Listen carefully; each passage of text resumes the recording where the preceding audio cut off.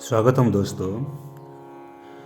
दोस्तों आज का जो वीडियो है गरुड़ पुराण के भाग 4 में हम आपको बताएंगे अगर कोई मनुष्य जीवन में जान अनजान में यदि पाप हो जाता है उस पाप को शुद्धि के लिए प्रायश्चित अवश्य करना चाहिए।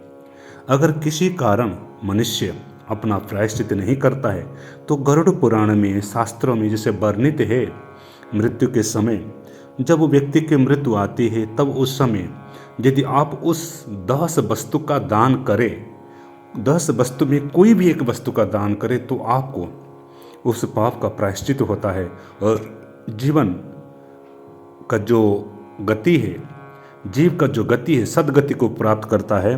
तो इसलिए शास्त्र में 10 प्रकार का दान देने का विधान है। गो, भूमि, तिल, हिरण्य, घृत, वस्त्र, धान्य, गुड़, रजत एवं लवण, ये 10 दान शास्त्र में बताया गया है। जो व्यक्ति ये 10 प्रकार का दान से कोई एक ही वस्तु दान करता है उसको यम के मार्ग में उसको जाते समय जीवात्मा को दुख भोगना नहीं पड़ता है। तो ये शास्त्र में भिन्न भिन्न दान बताया गया है। जो व्यक्ति मरण समय लवण दान करता है, क्योंकि जो लवण का जो रस है वो विष्णु के शरीर से उत्पन्न हुआ है। इस पृथ्वी पर अगर मरणासन्न प्राणी अपने प्राण जब वो निकलते रहे उस समय अगर लवण रस का दान करे तो उस पुरुष के स्वर्गलोकों के द्वार खोल जाता है। ऐसा गरुड़ पुराण में विधान है। जो प्राणी गो को दान करता है, ऐसा गो जो दूध देने वाली गो को दान देता है वो अमृत तत्व को प्राप्त करता है। इसलिए यमलोक के मार्ग अत्यधिक भीषण ताप से युक्त है। अगर कोई प्राणी मरण के समय, मृत्यु के आने के समय अगर ब्राह्मण को छत्र दान करता है वो मार्ग में सुख प्रदान उसको मिलता है, उसको छाया प्राप्त होती है। जो मनुष्य इस मनुष्य जन्म में ब्राह्मण को पादुका दान करता है, जिससे आजकल चप्पल लोग दान करते हैं, तो वो 80 पत्र बन के मार्ग को छोड़ करके घोड़े के ऊपर सवार हो करके सुखपूर्वक इस संसार को पार करके स्वर्गलोक पहुंच जाता है।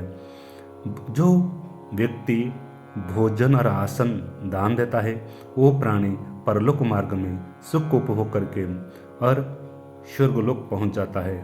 भगवान कृष्ण गरुड़ जी को कहते जो प्राणी इस जन्म में मरते समय वस्त्र आभूषण आदि का दान करने से वो प्राणी यमदूत के द्वारा कष्ट सहन नहीं करता है, और जो प्राणी मरते समय तिल से भरे हुए पात्र ब्राह्मण को दान करता है वो मनुष्य मन, वाणी एवं शरीर के द्वारा किए गए त्रिविध पाप को विनाश कर देता है।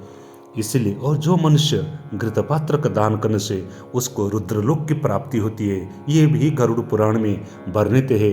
इसलिए जो मनुष्य ब्राह्मण को शया साधन दान करता है उस मनुष्य को स्वर्ग में विभिन्न प्रकार की फल की प्राप्ति होती है।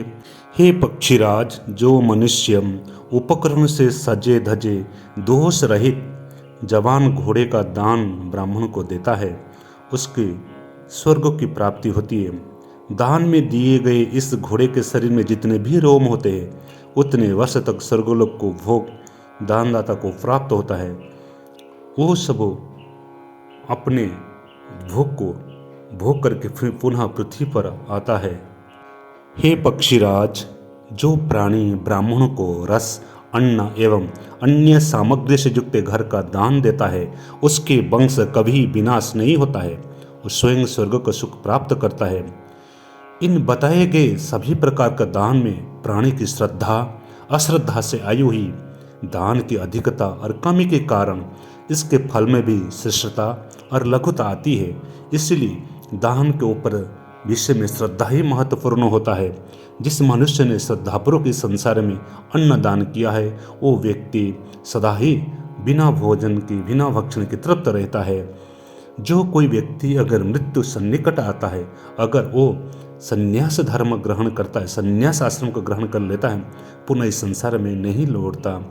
ये यदि कोई मृत्यु के समीप पहुंचता है, अगर उसके मन में कहीं तीर्थस्थान में जाकर के शरीर को छोड़ने की इच्छा होती है तो उसको भी स्वर्गलोक के अच्छा लोगों की प्राप्ति होती है, ये शास्त्र में वर्णित है। इसलिए ये जितने भी गरुड़ पुराण में वर्णित है, इसको सुन करके मनुष्य अब आसन्न जब मृत्यु आती है तभी उस समय इस कार्य करना चाहिए, क्योंकि शास्त्र में ऐसा विधान है, मृत्यु के समय में संसार में कोई मित्र नहीं होते, केवल दान ही इसका मित्र है।